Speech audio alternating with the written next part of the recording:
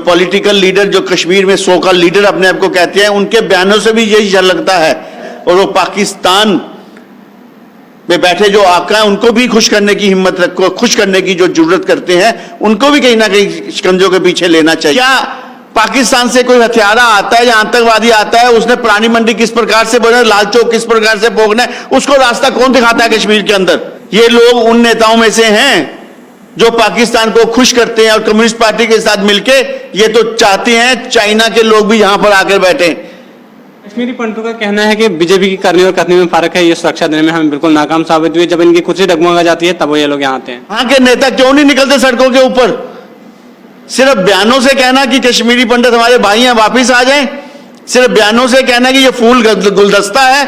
LG को चाहिए जो कदम लेने हैं जल्द से जल्द लिए जाएं। आदाब, आप लोग देख रहे हैं प्राइम पोस्ट और मैं हूं आपका मेहरबान शहजाद नाइक। कश्मीर घाटी की अगर हम बात करें तो आए दिन सेलेक्टिव किलिंग्स हो रही हैं। जिस तरह से हमने देखा कुछ दिनों पहले राहुल भट्ट की हत्या हुई थी, उसके बाद अमरीन भट्ट, और अगर 2-1 दिन पहले की बात करें तो रजनी बाला, आज की अगर हम बात करें तो विजय कुमार जी की जो है हत्या हुई। हमारे साथ खुसूसी बातचीत करने के लिए युद्धवीर सेठी जी मौजूद हैं। सर, सबसे पहले आपका बहुत बहुत स्वागत है। नमस्कार जी। क्या कहना चाहेंगे जिस तरह से कश्मीर में सेलेक्टिव किलिंग्स हो रही हैं? बौखलाहट है आतंकवादियों की,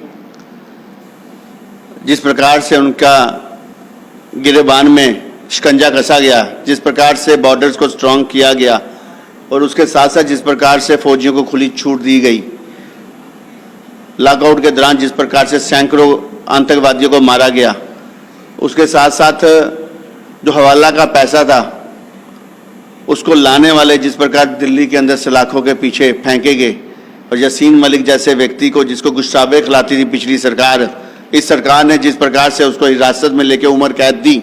उम्र कैद भी उसके लिए छोटी सजा है, जिसने 4 फौजियों की हत्या की।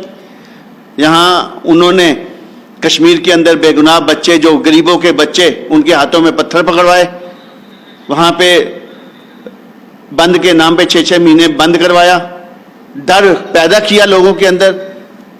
और आज भी जब ये बौखलाहट सामने आती है तो अब वो निर्दोष व्यक्तियों को मार रहे हैं। शर्म आनी चाहिए ऐसे व्यक्तियों को। ये जालिम दरिंदे लोग हैं और जो इनका साथ देते हैं वो उनसे ज्यादा दरिंदे हैं। जो पॉलिटिकल लीडर, जो कश्मीर में सो कॉल्ड लीडर अपने आप को कहते हैं, उनके बयानों से भी यही झलकता है। कहीं ना कहीं उनके अंदर डर है और वो पाकिस्तान में बैठे जो आका हैं उनको भी खुश करने की हिम्मत रखो, खुश करने की जो जरूरत करते हैं, उनको भी कहीं ना कहीं शिकंजों के पीछे लेना चाहिए।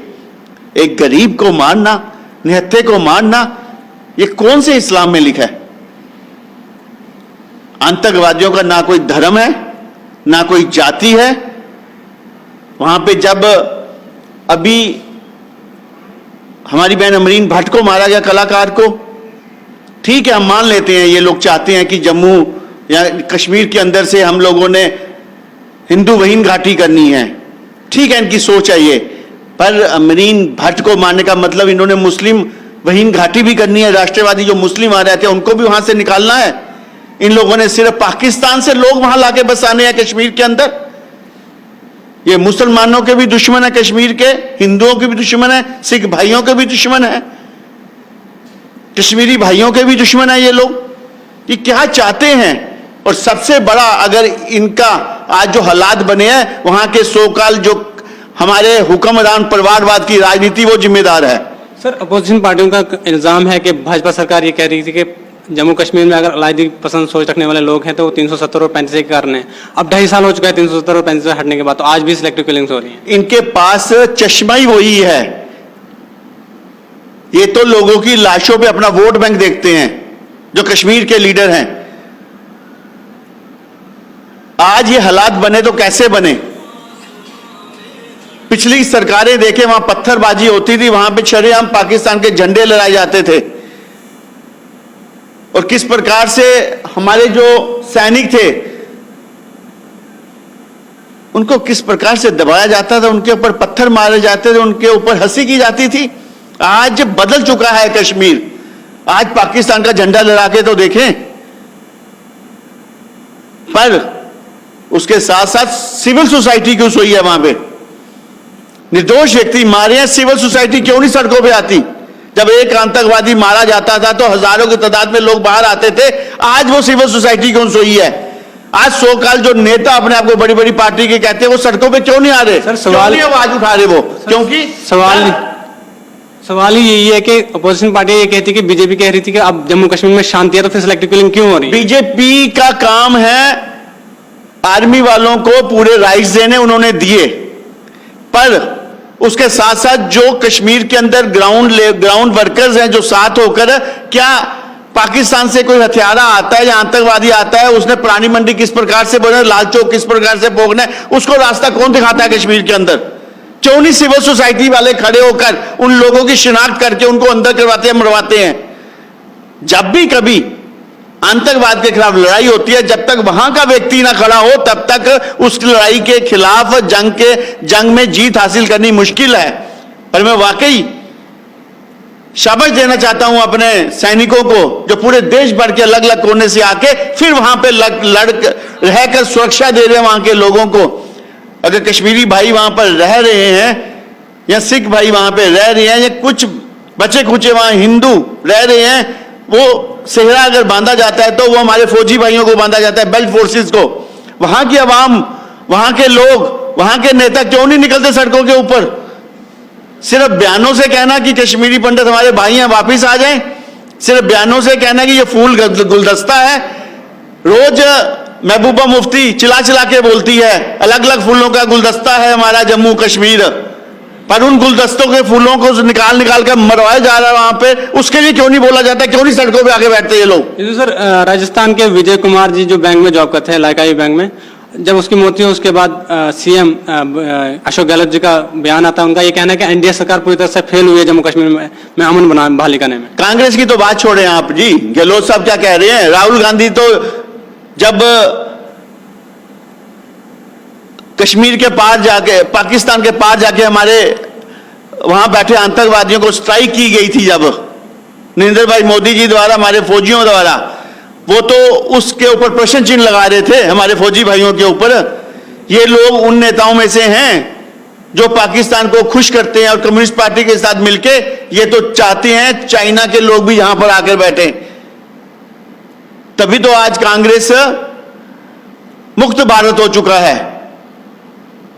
जब तक वहां की आवाम, जब तक वहां की सिविल सोसाइटी नहीं जागेगी, जब तक उनके अंदर से डर खत्म नहीं होगा, तब तक ऐसी किलिंग जो हो रही हैं उनको आर्मी वाले किस प्रकार से रोकेंगे उसकी स्ट्रेटजी बनाएंगे और रोकी जाएंगी। आखिरी आतंकवादी और आखिरी गोली जब तक है, वो गोली अंदर नहीं डाली जाएगी जब तक आखिरी आतंकवादी उस स्वर्ग में रहता है। वहां के कश्मीरी भाइयों को, कश्मीरी मुसलमानों को, वहां रहने वाले हर हिंदू को वहां पे सुरक्षा दी जाएगी और कश्मीर को एक दिन दोबारा स्वर्ग बनाया जाएगा। ये कांग्रेस वाले तो रोटियां सेकते हैं या अपोजिशन पार्टी वाले, इनकी जान जाती है और उनके बयान आते हैं, शर्म आनी चाहिए इनको। सर एक आखिरी सवाल रहेगा कि कश्मीरी पंडित की जो किलिंग हो रही है वैली में, अगर हम बात करें कश्मीर वैली की, तो आज भी जम्मू कश्मीर अपनी पार्टी के यूथ लीडर जो है वो प्रोटेस्ट कर रहे थे जम्मू में। उनका ये कहना है कि कश्मीरी पंडितों की घर वापसी की बात की जा रही है, लेकिन वहां पर जो है आए दिन किलिंग्स हो रही हैं, उन लोगों को ऐसे हालात में कश्मीर भेजा जा सकता है? कोई भी सुरक्षा के लिए, ये हमारे नागरिक हैं, हिंदुस्तानी है, हमारे भाई हैं, इनकी सुरक्षा के लिए कुछ भी किया जाना चाहिए। एलजी को चाहिए जो कदम लेने हैं जल्द से जल्द लिए जाएं और घाटी के अंदर जो छुपे हुए हमारे दुश्मन है इस देश के, आतंकवादी बैठे हैं, उनको जल्द से जल्द मारकर कश्मीर को स्वर्ग के राह पे लेके गुड डेवलपमेंट और गुड गवर्नेंस के राह पे लेके जाना चाहिए। वहां पर जो अंधेर नगरी है वहां पे तो इतना डर पैदा कर गई है। 3% या 4% वोट लेकर इन लोगों ने वहां से मेंबर ऑफ पार्लियामेंट बने, वहां से विधानसभा के मेंबर बने और सरकारें चलाई, सिर्फ इसलिए कि डर दिखाया अलगाववादियों नेताओं का, दिल्ली वालों को, और अपने गुश्ताबे बनाए, अपने रोटियां सेकी इन्होंने वोट बैंक की, और अपने जो बेटे थे, अपने जो परिवार के लोग थे, उनको अपने आप इन्होंने पढ़ाया वहां पे फॉरेन की कंट्रियों में, बड़े बड़े देशों में, और अपने जो यहाँ की गरीब अवाम थी कश्मीर की, उनको आजादी के नाम पे मूर्ख बनाकर इन्होंने उनके बच्चों को मरवाया। इन लोगों की अब बारी है, जिन लोगों ने कश्मीर को मूर्ख बनाया, अब कश्मीर की अवाम इनको मूर्ख बनाएगी। कश्मीरी पंडितों का कहना है कि बीजेपी की करनी और करनी में फर्क है, ये सुरक्षा देने में हमें बिल्कुल नाकाम साबित हुई। जब इनकी कुर्सी डगमगा जाती है तब वो ये लोग यहाँ आते हैं। यहां तो कुर्सी की बात ही नहीं है। हम जानते हैं, कश्मीरी भाई जानते हैं भारतीय जनता पार्टी उनके कितने साथ है। हमें इसके लिए मेरे को लगता है कि किसी से सर्टिफिकेट लेने की जरूरत नहीं है। हम अपने कश्मीरी भाइयों के लिए सुरक्षा के लिए हमेशा खड़े हैं, तत्पर रहे हैं। हमारा कैडर, भारतीय जनता पार्टी का कैडर भी वहां पर, उन्होंने कितनी कुर्बानियां दी हैं वहां पर। और उसके साथ साथ मैं तो उन लोगों को शाबाशी देना चाहता हूं, राष्ट्रवादी लोगों को, जो कश्मीर के अंदर तिरंगा आज भी लगा के चल रहे हैं, सीना तान के, चौड़ी छाती के साथ। समय आएगा, आतंकवाद खत्म होगा, कश्मीरी भाई भी हमारे वहां पे अपना मुल्क समझ के रहेंगे। आज जो लोग कथनी और करनी में फर्क कर रहे हैं, हर व्यक्ति अंदर से जानता है कि कश्मीर की क्या प्रॉब्लम है। और मैं फिर आखिर में यही कहूंगा आपसे कि सिविल सोसाइटी को उठना चाहिए, उन जो हिंदू भाइयों के साथ खड़ा होना चाहिए। जो ये लोग सोच के चल रहे हैं, आतंकवादी जो पाकिस्तान सोच के चल रहा है कि हम लोग किस प्रकार से हिंदू विंग घाटी करें, उसको खत्म करना चाहिए, ऐसी सोच को दफन करना चाहिए। अगर ऐसा नहीं होगा तो पाकिस्तान भी एक दिन हिंदू विश्व के नक्शे से नहीं दिखेगा। चलिए, बहुत बहुत शुक्रिया बात करने के लिए। ये थी दूसरी सेठी जी, जिन्होंने ये कहा कि कश्मीर में आए दिन जो है जो सिलेक्टिव किलिंग्स है उन पर उन्होंने बात की। उन्होंने कहा कि कश्मीर में अब हम कश्मीरी पंडितों के साथ हैं, हम उनकी सुरक्षा देने के लिए हमेशा तैयार रहेंगे। आपकी क्या राय है कमेंट बॉक्स में जरूर बताएं। ऐसी मजीद अपडेट्स के लिए देखते रहे प्राइम पोस्ट। अपने मेजबान को दीजिए इजाजत।